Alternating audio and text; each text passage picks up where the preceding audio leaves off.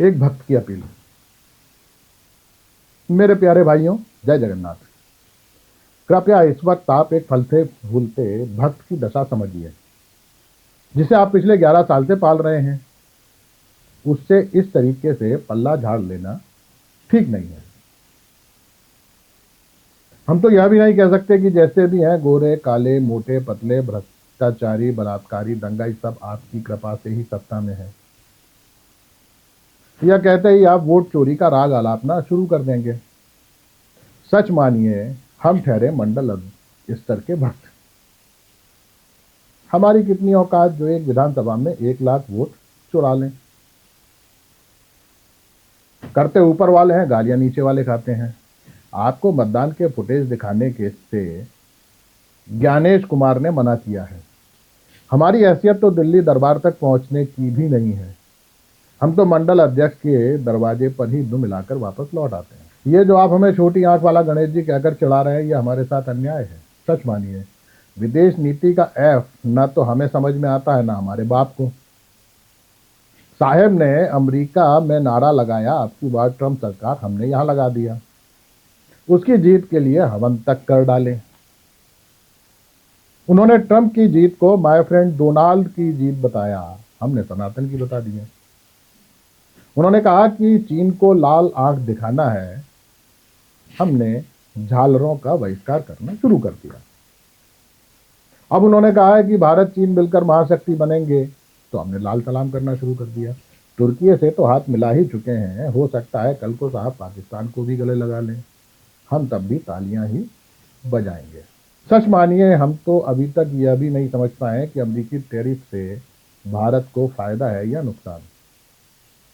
साहब कुछ बोलते नहीं और टीवी वाले बता रहे हैं कि अमेरिका को ज्यादा नुकसान है। हम तो विदेशी नेताओं के साथ साहब की गले पड़ती और खिलखिलाती फोटो देखकर ही मगन हो जाते हैं। हमें लगता है कि यही हंसी भारत की कूटनीतिक जीत है। कुछ अच्छा होने वाला है। भक्ति में तर्क नहीं, कुतर्क जरूरी है। परसाई जी कहते थे, भक्त होना मूर्ख होने की अनिवार्य शर्त है। आप जनता है, मन करेगा तो सरकार बदल देंगे, पर हम तो भक्त हैं। भाइयों, अपनी नाराजगी हम गरीबों पर मत निकालिए। अपनी दशा क्या सुना। गणेश उत्सव चल रहा है, पितर पक्ष आने वाले हैं और नवरात्रि आएगी।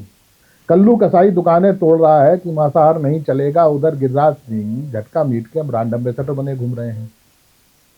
सनातनियों से अपील कर रहे हैं कि झटका मीट खाएं। मोहन भागवत ने कहा था कि 75 की उम्र में कुर्सी छोड़ देना चाहिए। तब से प्रधान नत्था सिंह के मन में मंडल अध्यक्ष बनने की उम्मीद जाग गई थी। वे एक शॉल और श्रीफल खरीद लाए। शाल पर भावभीनी विदाई लिखा था। अब मोहन भागवत पलट गए तो नत्था सिंह की शॉल वापस लेने से दुकानदार ने मना कर दिया। हम इस्लाम को आतंकवाद बताते हैं और साहब अरब देशों में जाके इस्लाम को शांति का प्रतीक बता देते हैं। गडकरी कहते हैं, धार्मिक आयोजनों से राजनीति को दूर रखो। नेता जहां भी जाता है आग लगा देता है। अब बताइए, इस उम्र में रोजगार, स्वास्थ्य, शिक्षा जैसी राजनीति करें। हमें तो बचपन से ही बताया गया है कि आंदोलनकारी देशद्रोही होते हैं, इसीलिए हम तो आजादी के आंदोलन तक में नहीं गए। खाद की किल्लत केंद्र सरकार पैदा करती है, गालियां धन्नो सेठ खाता है। अब तो अमेरिका कह रहा है कि रूस से तेल खरीदकर ब्राह्मण मुनाफा कमा रहे हैं। यह बात जब से राधेलाल पंडित जी ने सुनी है, बड़े दुखी हैं। कहते हैं, यहाँ तो पहले ही मार्गदर्शक मंडल में डाल रखा है, बुढ़ापे में ये दाग भी लगना था। सच मानिए, पंडित जी न तो तेल के बारे में कुछ जानते हैं, न रफेल के बारे में। तेल का खेल बड़ा अंबानी कर रहा है, रफेल का छोटा अंबानी। अब बड़ों की लड़ाई में छोटे मारे जाते हैं। हम कौन अडानी है जिसे बचाने के लिए साहब अमेरिका तक से भिड़ जाएं, नवाज शरीफ के यहाँ बिरयानी खाने पहुंच जाएं। हमारा क्या है, छोटे तबादले, ठेकों में दलाली, सट्टा और काला बाजारी से घर चला रहे हैं। अब नौकरी तो पढ़े लिखे लोगों को नहीं मिल रही, तो हमें कहाँ से मिलेगी। हम तो इतना जानते हैं कि देश दुनिया की चौथी अर्थव्यवस्था बन गया है और 80 करोड़ लोगों को भुखमरी से बचने के लिए मुफ्त अनाज दिया जा रहा है। पेट्रोल में इथेनॉल मिलाने का धंधा गडकरी का बेटा कर रहा है और पाकिस्तान के साथ क्रिकेट खेलने की घोषणा शाह साहब का बेटा। तो सारा मामला ऊपरी है, ऊपर बैठे लोग बड़े सुखी हैं। भूकंप भी आ जाए तो उनका कुछ नहीं बिगड़ना।